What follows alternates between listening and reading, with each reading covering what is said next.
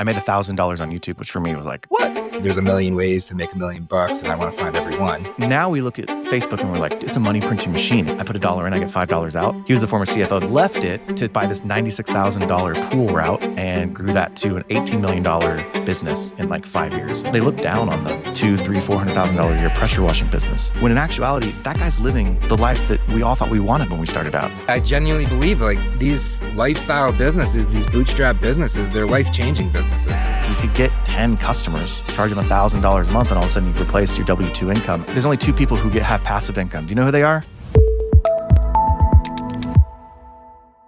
You are a content creator who is also practicing what you preach, creating content while also building, buying, and selling businesses. And you have been doing it for a long period of time.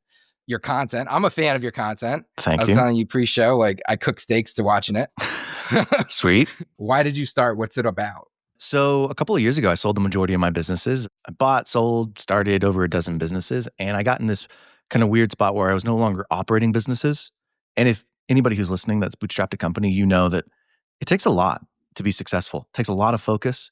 And you can't be chasing a bunch of shiny objects. So when I sold, that was the first time in years that I like picked up my head to look around like, oh, I could do something different than what I've been doing for the last 10 years. And I started getting really curious. I started actually seeing different types of businesses like CAC. What's CAC? I don't know what customer acquisition, LTV. I don't know what that means. SEO, like all these things that I just didn't know. And at the same time, I have a friend of mine who's on social media and I saw the relationships that he was building. My kids were young. And so it kind of just came to this point where I was thinking, I want to meet interesting people and learn about their businesses because I don't know what else is out there. And this will be a way for me to meet them. I'm terrible at journaling. So this is a kind of a journal for my kids. They can come back and listen to, 38, 39-year-old dad, feed it into an LLM and actually have a conversation with him. And then number 3, I want to learn. So meet cool people, journal for my kids, learn cool stuff. And that's really why I started the podcast. And now over 250 episodes later, I've interviewed tons of different entrepreneurs in different industries. And it's been a blast, man. I'm still having fun. Dig it. Yeah, no, so many of those things resonate very closely. I think that the concept of a capsule in time, that's a unique thought, right? Yeah. And it's something you have to invest in. Yeah, that's why I got these cool lights behind me and stuff. I've spent a ton of time. I was just telling my wife, I made $1,000 on YouTube last month, which for me was like, what? Can't believe I made $1,000 on YouTube. And she's like, oh, cool. So your hourly rate is like 30 cents an hour? I was like, okay, fair enough. But yeah, it takes a lot. It's like a business. It takes time. It takes consistency. It takes execution. You've got to be willing to pivot. It's not easy. When you're creating the content, are you thinking about the audience? Are you thinking about your kiddos? Because I think that is a very unique concept that you just flagged, like creating a capsule. Yeah. And there is a real reality that this content that we're creating right now could be turned into some sort of something for them to experience. So I think of my kiddos in the sense that I don't want it to be incongruent what they see with who I am. So I'll make stupid jokes. I'll, just have fun in these conversations. I'm not trying to be super buttoned up and be like, well, did you know that the LTV to CAC ratio is actually translated from the Greek? I don't want to be like that. I want my kids to actually see who I am. So that kind of informs the way that I approach things. As far as who I pick to interview, it's really just, oh, that's interesting. What's a newsletter? Oh, that's interesting. What's gutter cleaning? So then I get to go learn about it. I mean, you get to go into the economics of it. I mean, it's Niconomics. Yeah. Yes, So sir. you do also nerd out as well. And how many episodes have you done so far? I think 250. I think we're at 250 recorded. Such a crazy milestone. In a year and a half, it's too much. I've actually decided, I'm like, I got to cut back. I can't do 3 times a week anymore with all the stuff that I have going on. It was a season. It served a purpose. It's been amazing. I've met some really cool people. But yeah, about 250 in a year and a half is it's a lot of episodes. Yeah, no, it is. Of the 250, what's your favorite? Oh my gosh. That's like asking which one's my favorite kid. Well, top three. Most recently, I had an entrepreneur named Steve Hunsaker on, and I honestly don't even remember what we spoke about. I just remember I had a ton of fun. And Steve's this guy who just has lots of ideas. He's done a lot of home services. I think his first business was a Christmas lighting company. I got a lot of energy from that one. I think that was a really cool episode. Anne McGinty has been on a couple of times, and she's just somebody who always has a lot of ideas. She also started a Christmas lighting company. And then I had someone on, and I'm blanking on his name, but he was the former CFO of, do you know C4, the energy drink company? No, Okay, so no. they're big. They do like hundreds of millions of dollars a year. He was the former CFO of that company, left it to like buy this $96,000 pool route and grew that to an $18 million business in like 5 years. Clayton is his name. That was a really, really cool episode. Just so those are three off the top of my head, just interesting people that I talked to. Dig it. When you're talking about the businesses, like, I mean, you just listed three.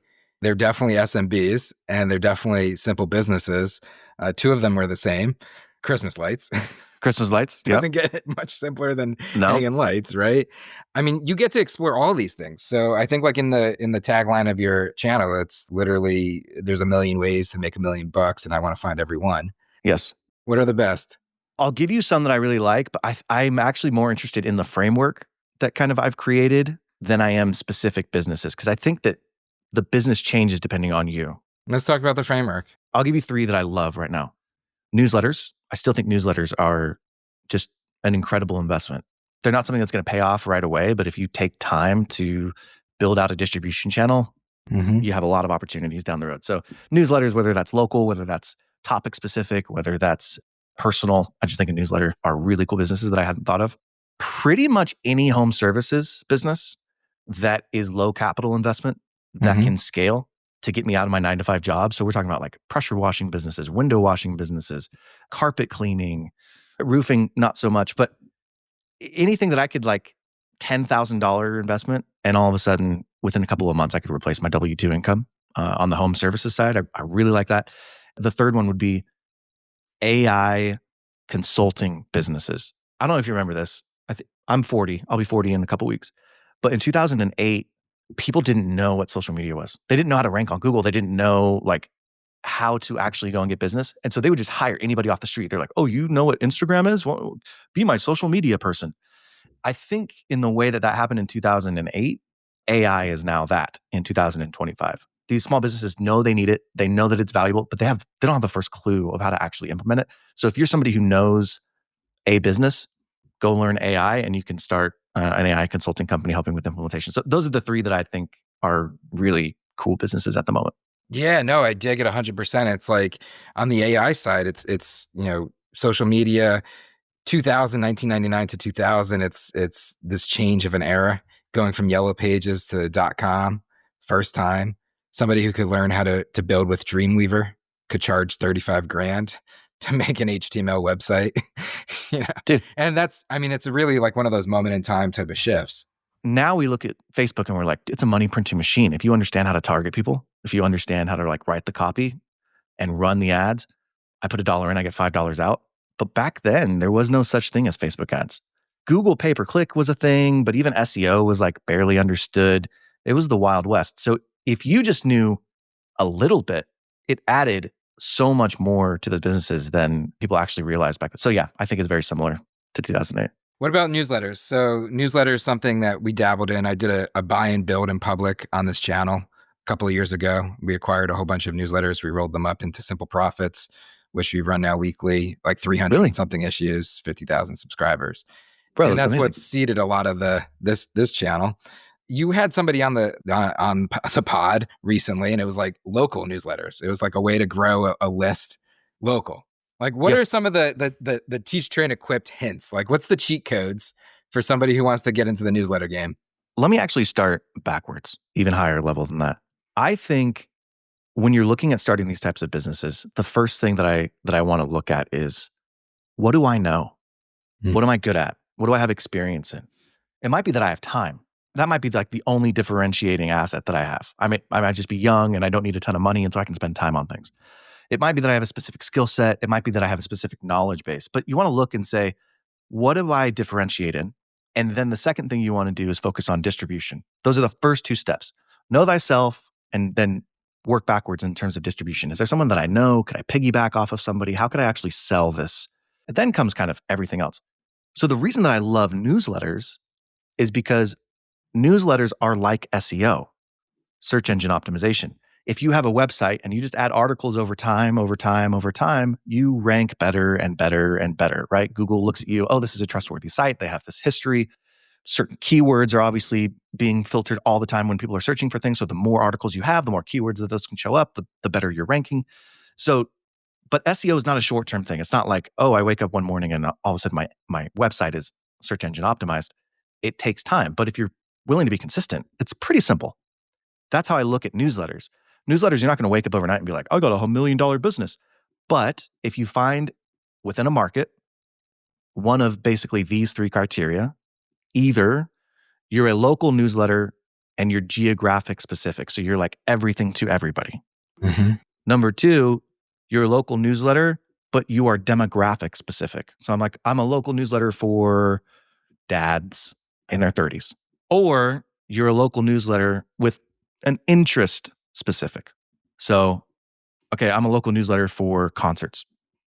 If you pick one of those and you just start putting out week after week after week, you will gain subscribers over time. You can play the long game there, and all of a sudden within a couple of years or if you're like really hungry, a couple of months, you can have 10,000 subscribers.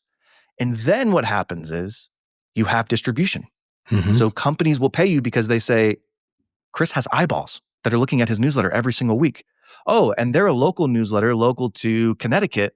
Great. I want to advertise my local business to this newsletter because it's got the demographic that I want to advertise to. And all of a sudden you can start making money from that. That's like the first order of making money.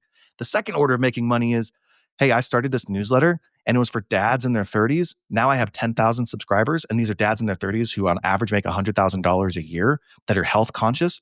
What business could I launch off of this? Could I launch a supplement business?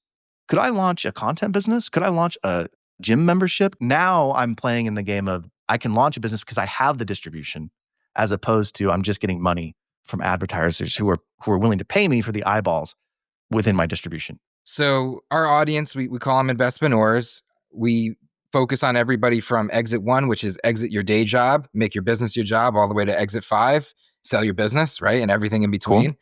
Everything starts somewhere. So we just gave a place to start. And the first was like, know thyself, find a voice, right? Which may be difficult, right? I don't know what's harder, find a voice or find distribution.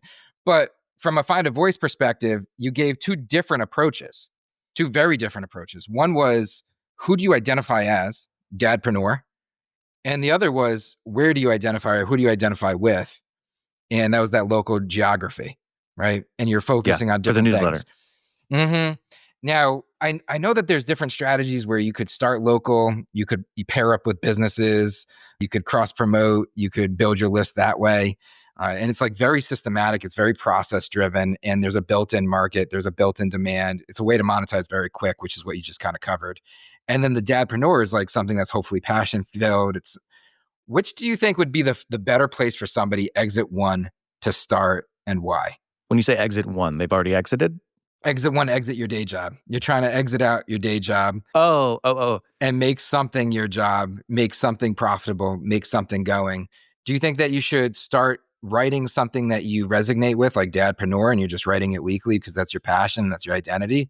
Or do you think you should get specific and say, hey, I'm going to build this specific local newsletter? Okay. I'm going to get a little touchy-feely with you, but I think it's 100% the truth. How old are you? 36. Okay. So I think you'll agree with me. You have enough life experience. Have you heard of this like Japanese saying, Ikagi, Ikai, Gai? Yeah. Okay. Well, so it's these concentric circles. Did you say yes? Yeah, for the audience though. Okay. It's these concentric circles of what do I know? Like what's my skill set? What am I passionate about? And what will the world pay for? Now, anyways, there's like a fourth one that people use. I like to use just the three. So I think that if you aren't passionate about something, you're not going to keep doing it. Like entrepreneurship is hard, whether it's a side hustle or whether it's your main business. And there will come a day where you're like, why am I doing this? I could just go get my job back. Why am I trying to actually launch this newsletter? And if you aren't at least passionate about it, it makes it much easier to give up. So I think what you need to do is take a look at yourself and say, what am I good at? What am I passionate about? And what will people pay for? And it's not just going to be one thing. You can take a look at the market and do a market assessment and say, what newsletters are out there? What is saturated? What is not saturated? What do I know? And you start building sort of this profile of newsletters. And then all of a sudden, you're going to have like a list of 5 where you can say, you know what? I'm an electrical engineer. and I live in New Haven, Connecticut, and I really, really love doing projects at my house. I'm going to start Dad Renovator newsletter because I know that there aren't that many. I know that it's a high ticket item. I know that I can speak passionately about it and knowledgeably about it. And I can do it for long enough where I can do the fulfillment until I can, whatever, bring somebody in or hire somebody on. Mm-hmm. So that's really more the approach that I would look at, is like kind of those three things. What do I know? What would add value? And what am I passionate about? Yeah, it doesn't have to be perfect. It's like everything starts somewhere, just get started is the key. And then once you get started, stay consistent, because consistency is the thing that separates most, right? Most folks Yes, can't stay consistent over a long enough 100%. period of time. It is probably easier if you find the money. You do something simple and find the money fast. But It's true, but that's just not life. yeah. I have this joke where I'm like, everyone wants passive income. And I'm like, dude, there's only two people who have passive income. Do you know who they are? They are people who are born with money or people who have already made a lot of money. Because then they have money and they can buy real estate and they can get passive income from that real estate, basically. Yeah, no, I don't think But that there really is any such thing as truly passive income. Unless you're like truly just like to the point where you don't care. Because no matter what, there's concern. And concern costs stuff. if I have $50 million and I put 10 million of that 50 million with somebody to manage it and be like, just get me like a 5% return a year.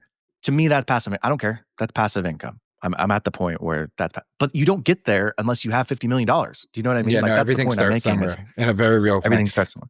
So the newsletter place is a place to start for sure. Home services, high leverage, low capital, high scale.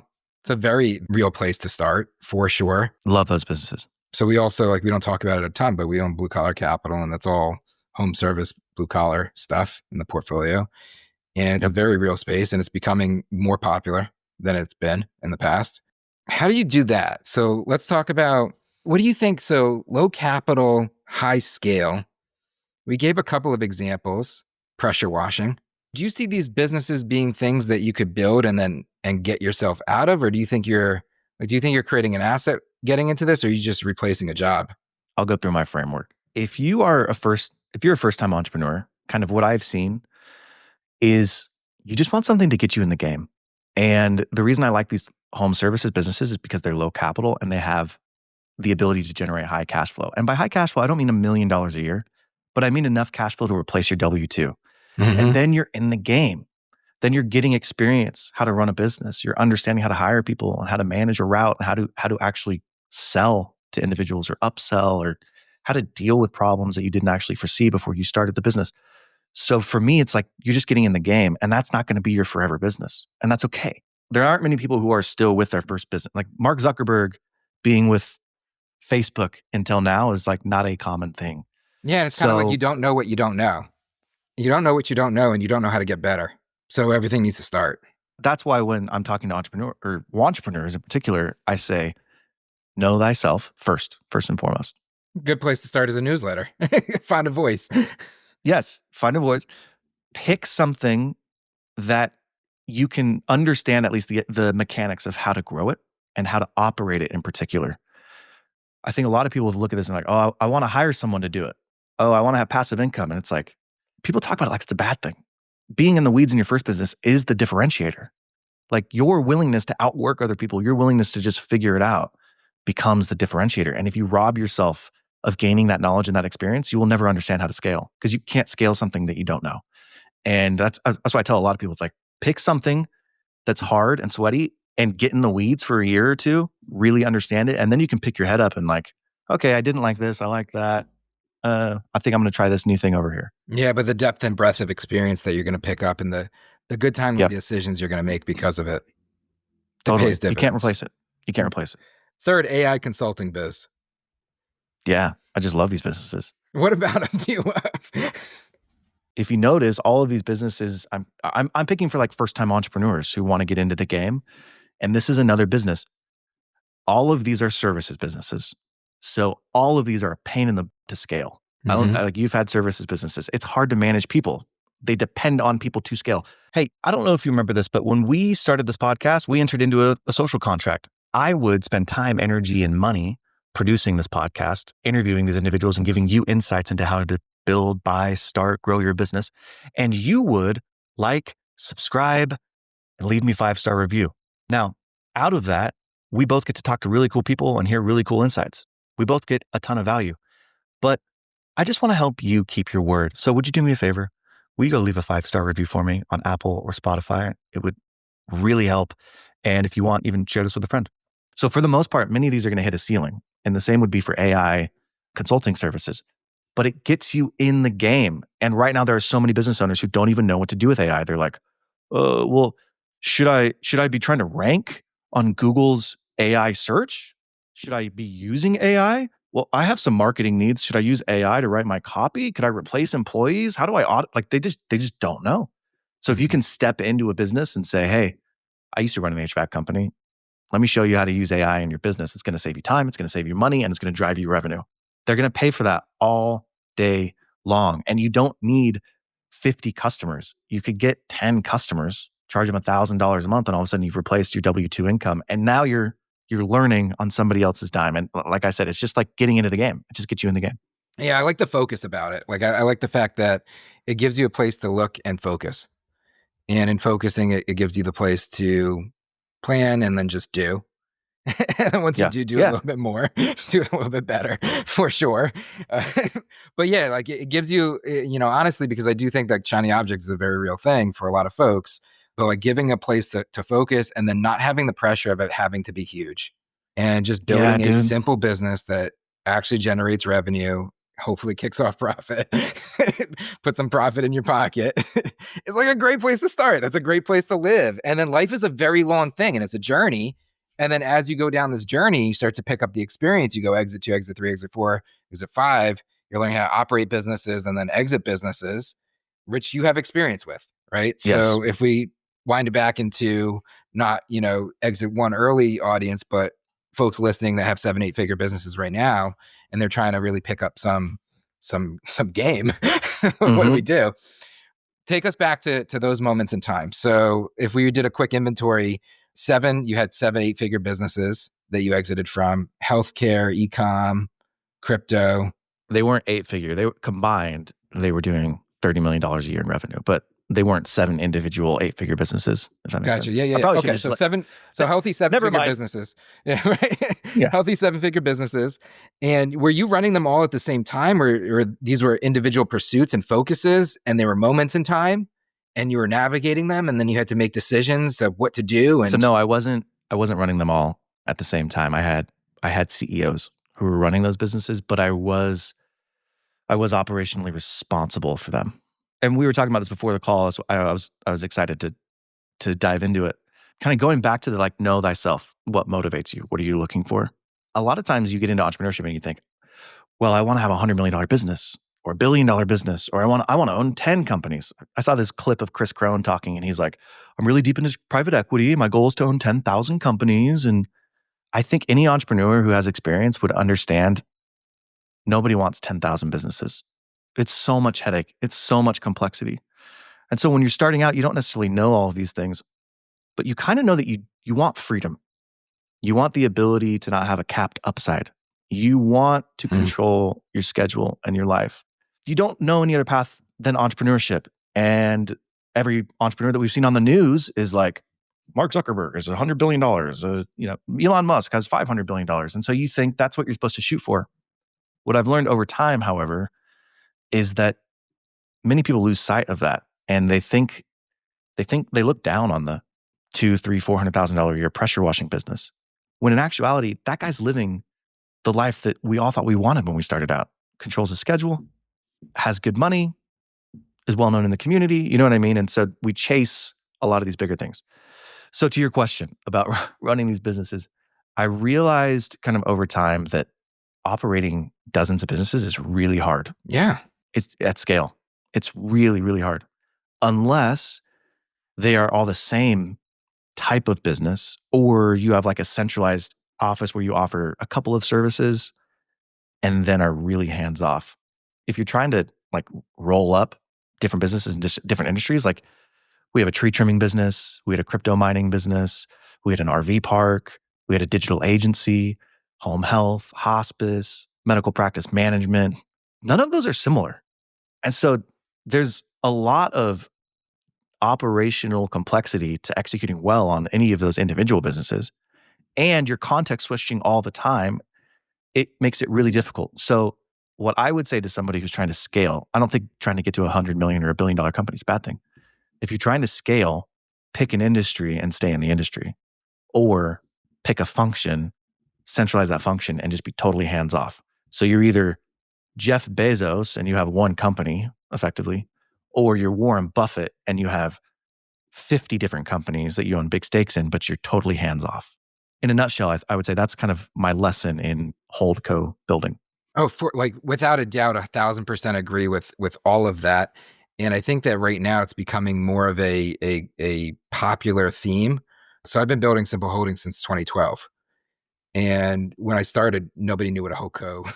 It was not like I literally be like, "What are you doing? Like, what is that? A business that owns other businesses? What do you do?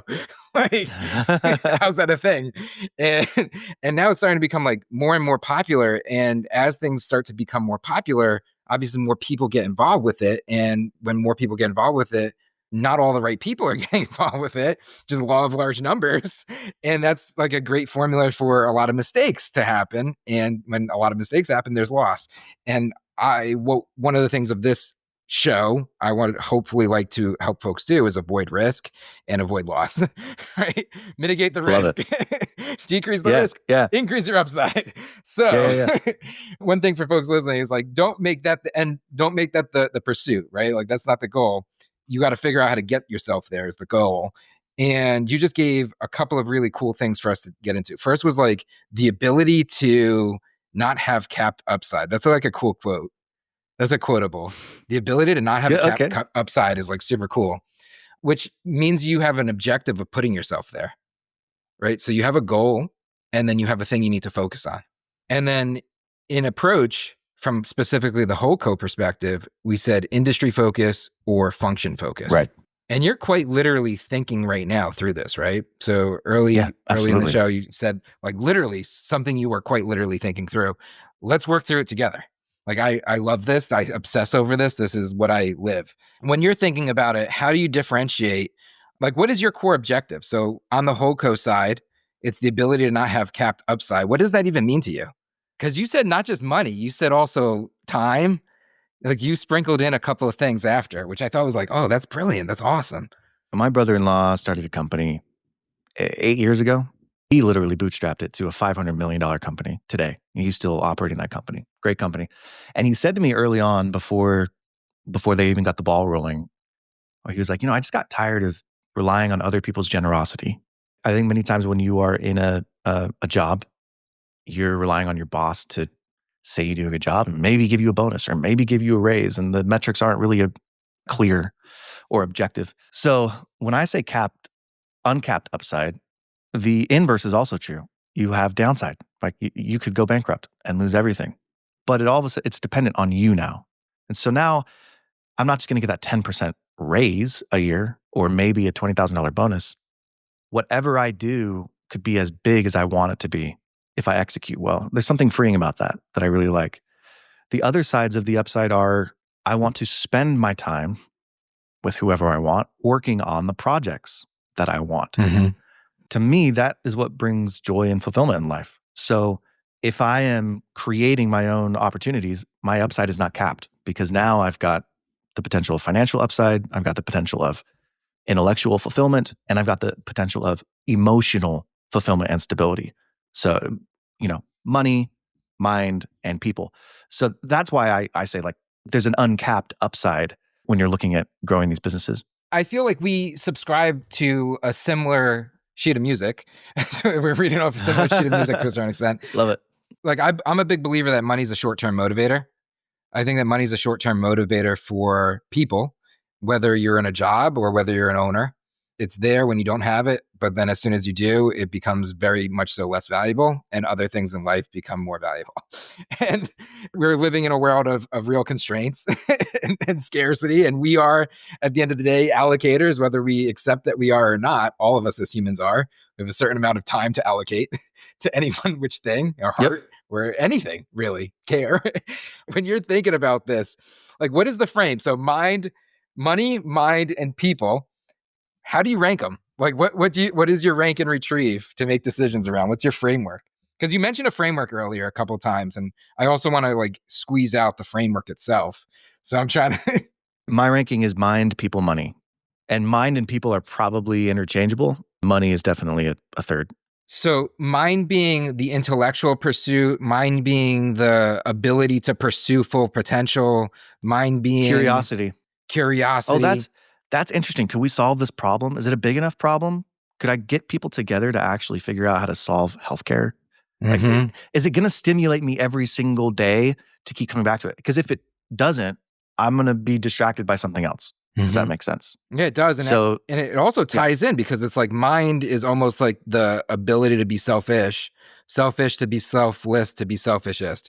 Mind, I have to identify the thing that's big enough to get people involved. Second, people. So now I need to be able to selflessly get people involved. yeah, Selfishest, collectively as a whole, we need to pursue this thing and make some money. we So, need to make some money. Yeah, yeah, no, it makes a ton of sense. When you're thinking about the whole co and you're thinking about what you're doing, so you have a ton of collective experience. You have experience as an operator, the life experience of needing to do things, right? So at first, we need to do stuff at first, and then eventually you achieve and you kind of have more freedom. And it's like, what do I want to do? And that's typically like when a lot of shiny objects start to come in and you start doing a lot of stuff because you're like, oh, I couldn't do this stuff before. And now let me do everything. yeah, And then you realize, oh, that's a lot. Like, it's not really what I want. It's not optimizing yes, for my life. What do I do yes, now? And then you have this like almost like pressure is a privilege to a certain extent. You have like, you're put in the position of privilege to a certain extent to make the right type of decisions, good, timely decisions. And you also have kiddos and you have all these other things that you need to make employees, team members, all this stuff. What's your frame? So, not necessarily where you've been, but where you want to go. Like when you're thinking about your businesses and you're thinking about what you're building, what is your frame that you're deciding within? So I'll give you the philosophical and then I'll give you the practical. The philosophical is my biggest rule is I don't want to be away from my kids. Yesterday was our first day of the basketball season and I'm coaching my two boys teams and they're back to back and we got them arranged and I got to coach my 8-year-old and my 5-year-old. It was freaking amazing. So good. We had a son that passed away 10 years ago and that was just I mean, you've been through some stuff. You shared some things with me before we started. When you realize what life is really supposed to be about, then you're able to set very clear expectations for yourself. And I'm not saying I always adhere to them, but that's one of them. I want to be around for my kids. I'm turning 40, and I'm going to be honest, I'm a little bit of a head case about it because I'm like, not because I'm sitting here like, I thought I'd be a billionaire. I thought I'd have 5 jets. It's because I'm like, my kids are going to be out of the house. Mm-hmm. And like, then what am I going to do? I freaking love these little a-holes. And Yeah. they're just gonna leave someday. So Yeah.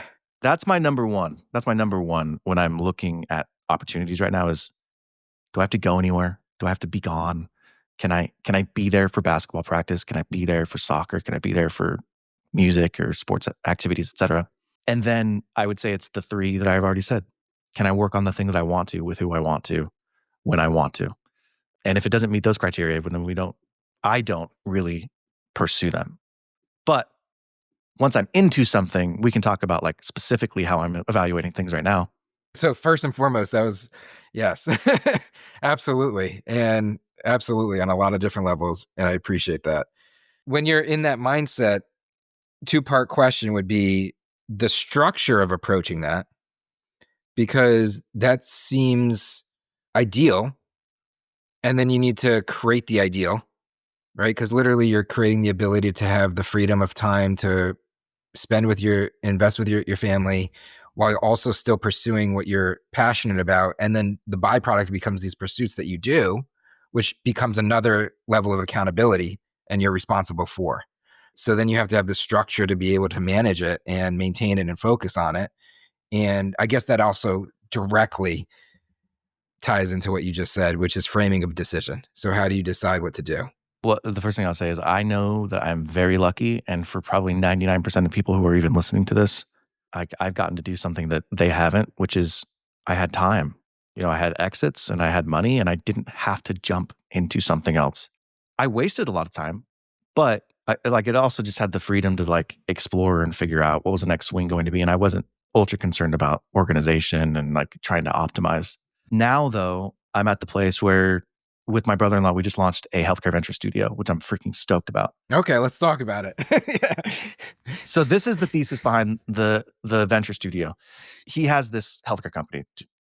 They're big, 5,000 employees, 8,000 patients, 70 facilities, $500 million in top line revenue. And for the last year, he knew that I was doing podcasting and looking around. We'd been talking about, let's start a venture studio here in Boise and we could invest in companies. And it was all these things outside of healthcare. And eventually we had a conversation where I was like, oh, and why would we do anything other than healthcare? Like we know healthcare. We've been better than 99% of people in healthcare. Why wouldn't we just double down and stay in healthcare? And it was like, duh. So we decided let's launch a healthcare focused venture studio where we can leverage the assets within his company to build other products.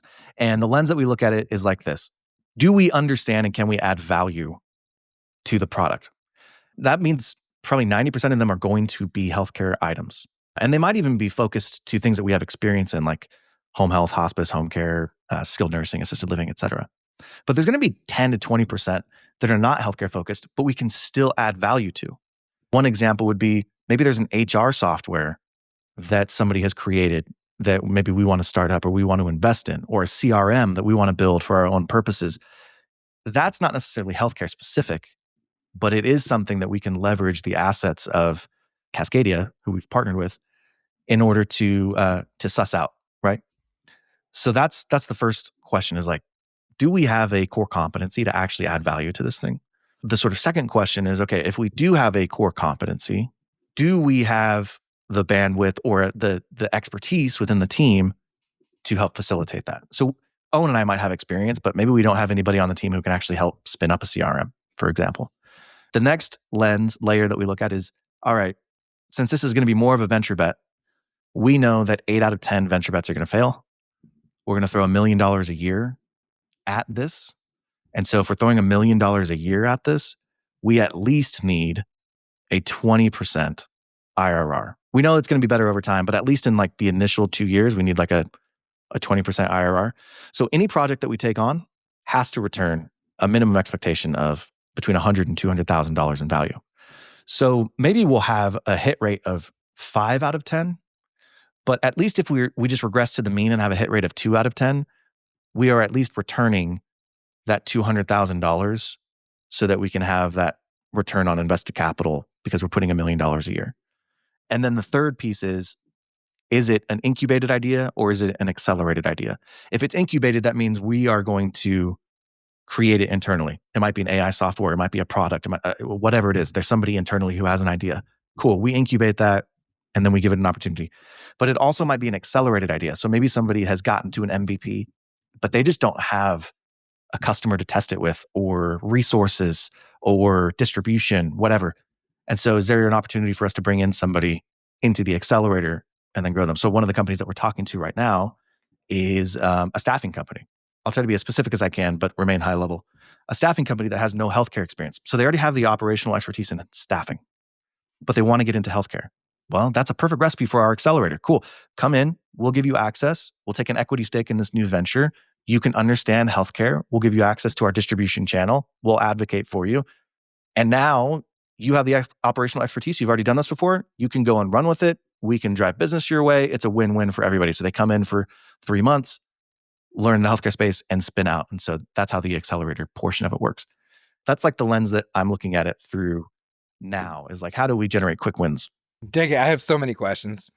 Okay. I don't know if you're going to go through them or if you're going to want to have Let's do answers it. to them I'm or good. not, but I got so many questions. So talk about live, learned experience. Like, so flashback 2012, bootstrapped to 8 figures, sold, restructured. First thing I thought I had to do was start investing in companies because I Yeah. felt like I wasn't a real startup guy. And I had a big chip on my shoulder. And I was like, oh, this is what you do now. So I got this huge space in Norwalk, Connecticut.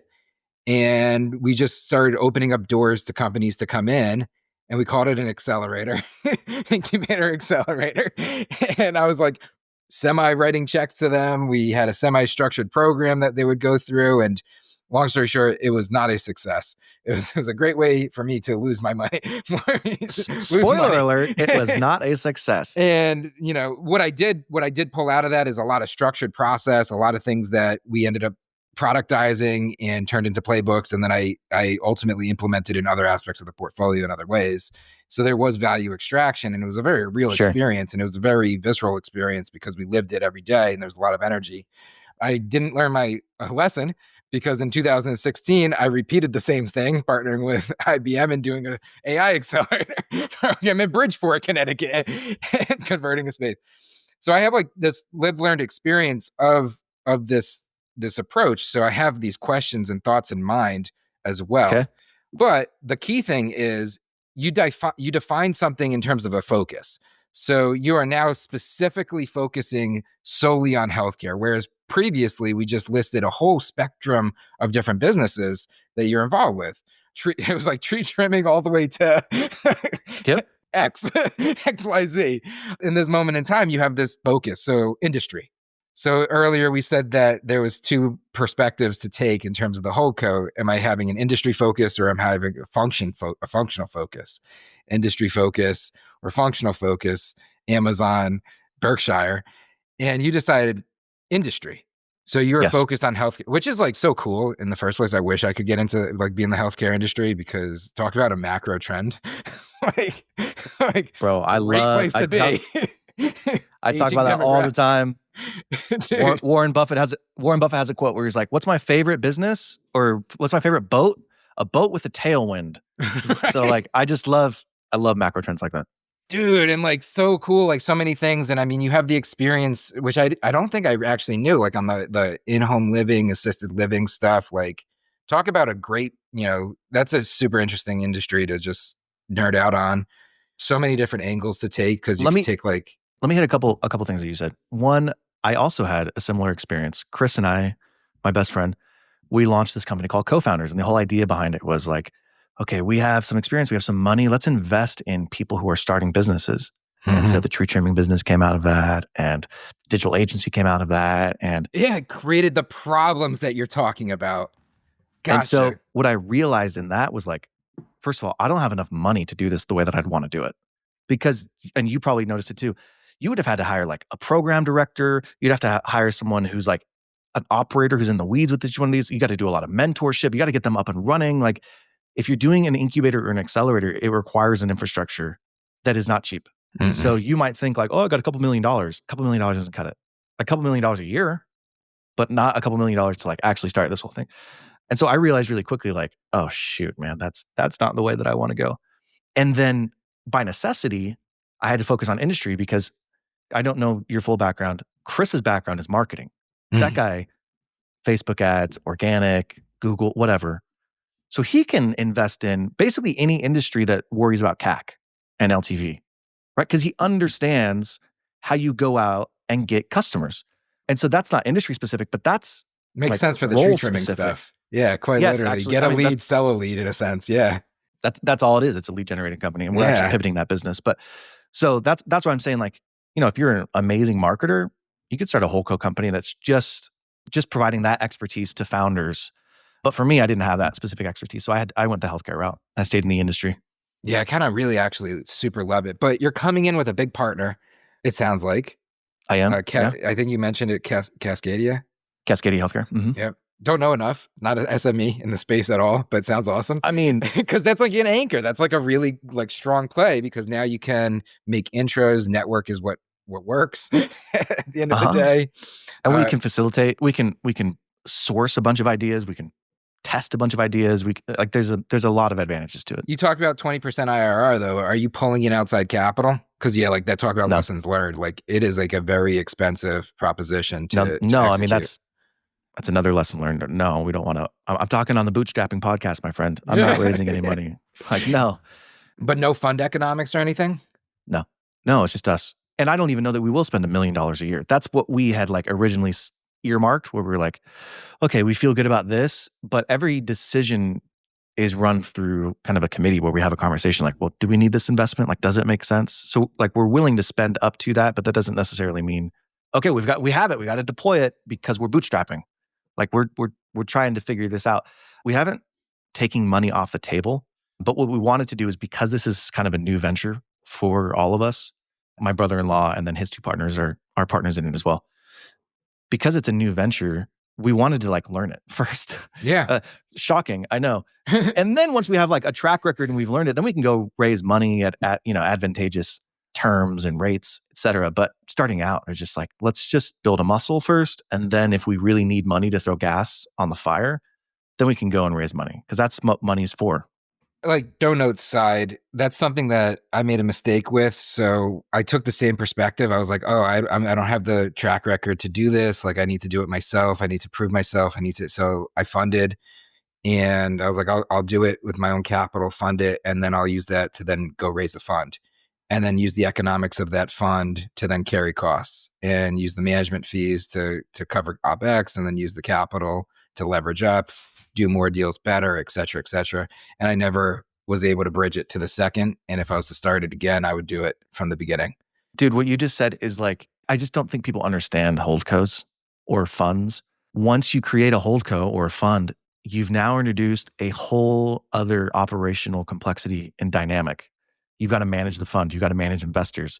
If you're raising a fund, there are real SEC regulations that you need to comply with in the way that you report and the way that you do your financials. There's a bar that you have to meet. It's, otherwise you go to jail like Ty Lopez. Yeah, talk about a story, right? Do you want that? Like that's the other question is like, now you're answering to a bunch of different people. And the same is true on the holdco side. Like, okay, you have a holdco now. How do we run payroll? Who does AP? Do we have a shared banking account? Who's funding things up? What's Yeah. the IT infrastructure? I'm thinking Like it's just specific to the accelerator model, to the incubator accelerator model, which I guess my difference in perspective is you're thinking about this as the whole co, and then within this is your whole co in a sense vehicle, and then within that you have an accelerator and an incubator structure within it. And I'm thinking about it just as like one functional entity of like the thing in which is happening and like a better way to support that. Yeah. Without over complexity of it. Because structuring, you could always do like entity structuring to be able to, silo different things and make it make sense. I guess the structuring is one thing, but I just mean now you've got like, well, I got to have the quarterly compliance call and I got to send out the it fund definitely update adds and on and additional it's just like, complexities. I don't want to figure all that crap out. Yeah, for sure. And no, I get it. And things definitely, everything, is a process. So when you're talking about this, these are going to be deals that you're either incubating, which means that you're setting them up, or you're accelerating, which means that they're already coming in, and then all of it is flowing up. Are you looking to do like majority ownership? So are you doing like traditional holdco? I want 80% of ownership into these things, or are you doing it more like venture deals? Or so the accelerator will be more similar to venture deals. The incubator will be more similar to holdco, but the if you truth could is, only I pick don't one, know. which would you pick? Like if you could only do one type, if you could only do incubator or you could only do accelerator, which one would you pick? I love the accelerator because somebody already has a product. That's so hard to even get to a place where you have a functioning product. And if they come and I'm like, oh man, we know this person, this one, we're connected in this industry, I think we could really not only help them on the user experience, but we could grow this thing from a distribution standpoint.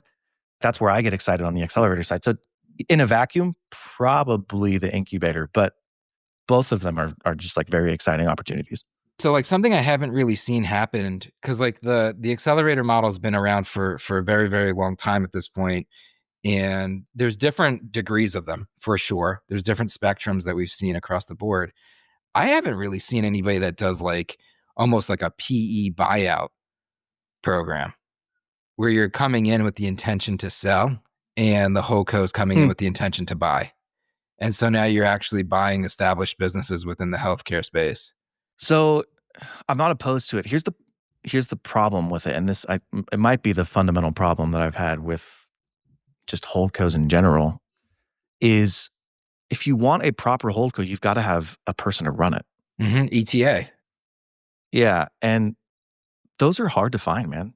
It's hard to find really good, talented, consistent, dependable operators. And then to give them the equity that they need in order to stay.